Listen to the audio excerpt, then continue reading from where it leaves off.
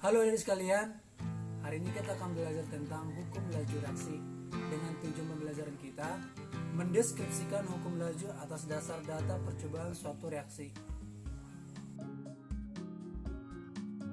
Sebelum kita belajar jauh lebih dalam tentang materi hukum laju reaksi, ada baiknya kita terlebih dahulu belajar tentang definisi laju reaksi. Laju reaksi didefinisikan sebagai perubahan konsentrasi reaktan atau produk per satuan waktu, sehingga laju reaksi sama dengan delta konsentrasi zat dibagi delta T, di mana laju reaksi atau V dengan satuan molar per detik, konsentrasi zat dengan satuan molar, waktu atau T dengan satuan detik. Setelah adik sekalian telah mengetahui definisi laju reaksi, saat ini kita akan belajar tentang hukum laju reaksi atau yang disebut the rate law. Hukum laju reaksi atau the rate law. Hukum laju reaksi ini dinyatakan dengan hubungan antara laju reaksi atau V terhadap konstanta laju reaksi atau K dengan konsentrasi reaktan yang dipangkatkan dengan bilangan tertentu atau yang disebut dengan orde reaksi.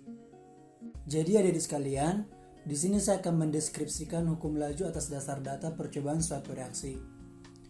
Dari reaksi, reaktan 2A ditambah B membentuk produk C diperoleh data sebagai berikut. Untuk data percobaan pertama, untuk konsentrasi A sebesar 0,1 molar, untuk konsentrasi B 0,1 molar dengan membutuhkan waktu 100 detik. Untuk data percobaan kedua, untuk konsentrasi A sebesar 0,2 molar, untuk konsentrasi B 0,1 molar dengan waktu yang dibutuhkan 50 detik.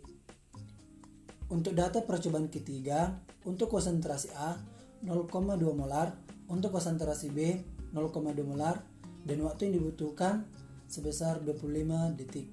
Dari data tersebut, tentukanlah hukum laju reaksi tersebut.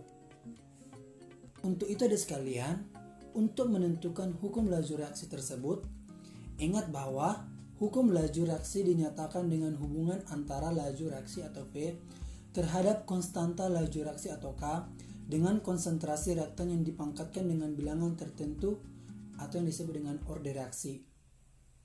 Nah adik sekalian, dari reaksi tersebut terdapat dua reaktan, yaitu A dan B, sehingga hukum laju reaksi tersebut dinyatakan dengan persamaan V sama dengan konstanta dikali konsentrasi reaktan A dipangkatkan dengan orde reaksinya, kita misalkan X, dikali konsentrasi reaktan B dipangkatkan dengan orde reaksinya, kita misalkan Y. Maka hukum laju reaksi pada percobaan pertama dinyatakan sama dengan V1 sama dengan K1 dikali konsentrasi reaktan A sebesar 0,1 molar dipangkat X dikali konsentrasi reaktan B sebesar 0,1 molar dipangkat Y. Untuk hukum laju reaksi pada percobaan kedua dinyatakan V2 sama dengan K2 dikali konsentrasi reaktan A pada percobaan kedua sebesar 0,2 molar pangkat X dikali konsentrasi reaktan B pada percobaan kedua 0,1 molar dipangkat Y. Dan terakhir, untuk hukum laju reaksi pada percobaan ketiga dinyatakan dengan V3 sama dengan K3 dikali konsentrasi reaktan A pada percobaan ketiga sebesar 0,2 molar dipangkat X dikali konsentrasi reaktan B sebesar 0,2 molar dipangkat Y. Jadi adik sekalian, langkah selanjutnya adalah kita dapat menentukan orde reaksi pada reaktan A dengan reaktan B dengan atas dasar data percobaan dalam reaksi tersebut. Jadi adik sekalian, untuk mencari orde reaksi pada reaktan A dengan perbandingan pada percobaan 1 dan 2, pada percobaan pertama, untuk hukum laju reaksi V1 sama dengan K1 dikali konsentrasi A dipangkat X dikali konsentrasi B pangkat Y dibagi dengan hukum laju reaksi pada percobaan kedua 2 sama dengan K2 dikali konsentrasi A dipangkat X dikali konsentrasi B pangkat Y.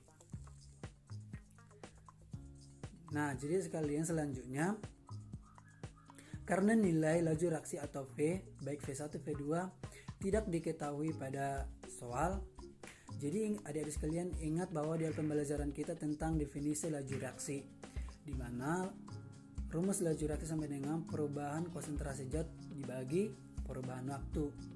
Jadi kita misalkan saja sama dengan untuk percobaan pertama, jadi M1 per T1 sama dengan K1 dikali konsentrasi A pada percobaan pertama sebesar 0,1 molar dipangkat X dikali konsentrasi B pada percobaan pertama sebesar 0,1 dipangkat Y dibagi M2 per T2. Jadi sama dengan K2 dikali konsentrasi A pada percobaan 2 sebesar 0,2 molar pangkat X dikali konsentrasi B pada percobaan 2 sebesar 0,1 molar pangkat Y.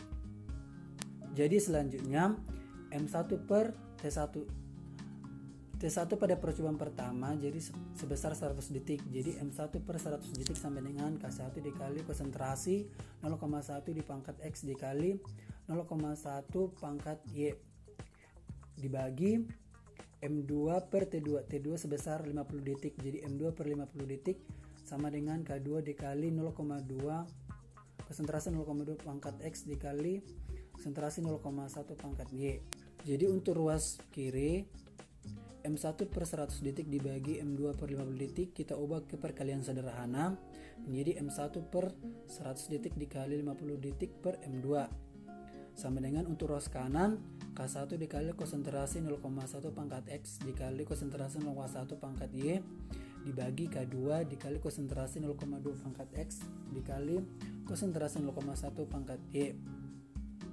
Nah untuk ruas kiri habis M1 dikali M2 habis dibagi, dan untuk ruas kanan K1 dibagi K2 habis, dan untuk 0,1 konsentrasi 0,1 Y pada percobaan 1 dibagi pada percobaan kedua konsentrasi 0,1 pangkat Y habis juga, sehingga untuk ruas kiri tersisa 50 detik dibagi 100 detik sama dengan untuk ruas kanan 0,1 per 0,2 pangkat X. Nah detik per detik adik sekalian kan habis. Nah selesai itu kita sederhanakan ruas kiri dan ruas kanan ke nilai yang paling sederhana. Jadi 50 per 100 sama masing-masing dibagi 50 menjadi 1/2, paling sederhana. Dan untuk ruas kanan 0,1 bagi 0,2 masing-masing dibagi dengan 0,1 sehingga 1/2. Maka 1/2 sama dengan 1/2 pangkat X. Jadi X sama dengan 1. Maka order reaksi pada reaktan A sebesar 1. Begitu juga untuk mencari order reaksi pada reaktan B dengan perbandingan pada percobaan kedua dengan 3. Di mana hukum laju reaksi pada percobaan kedua sama dengan K2 dikali konsentrasi A di pangkat X dikali konsentrasi B pangkat Y dibagi hukum laju reaksi percobaan ketiga sama dengan K3 dikali konsentrasi A di pangkat X dikali konsentrasi B pangkat Y.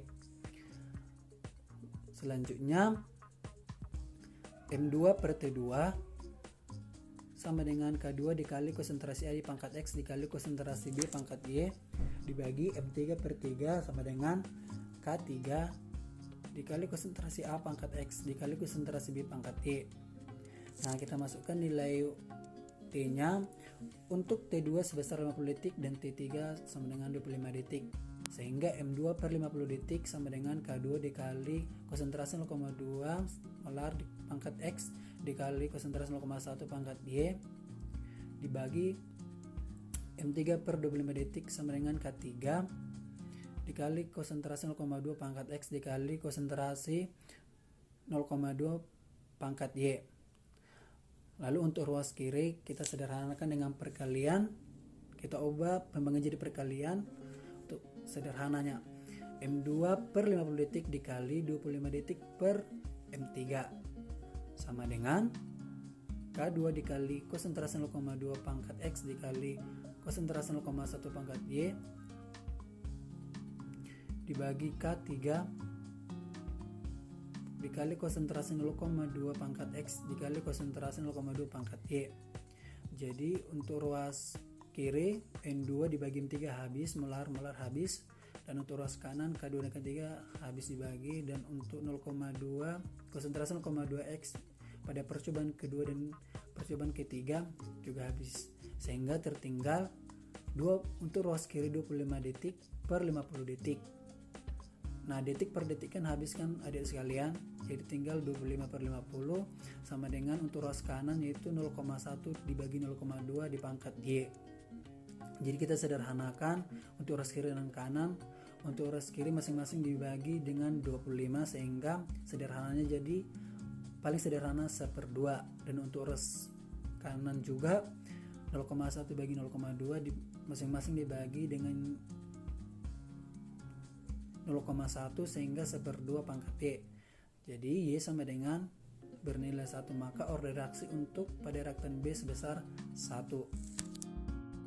Jadi adik sekalian, karena harga order reaksi pada reaktan A dan B kita sudah cari, di mana reaktan A memiliki order reaksi sebesar 1, dan begitu juga dengan reaktan B di mana memiliki order reaksi sebesar 1 juga. Maka kita akan menggantikan X sama dengan 1 dan Y sama dengan 1. Sehingga adik sekalian, hukum laju pada reaksi tersebut dinyatakan dengan persamaan V sama dengan konstanta dikali konsentrasi A dipangkat 1 dikali konsentrasi B pangkat 1. Semoga adik sekalian dapat memahami materi yang kita pelajari saat ini. Saya ucapkan terima kasih.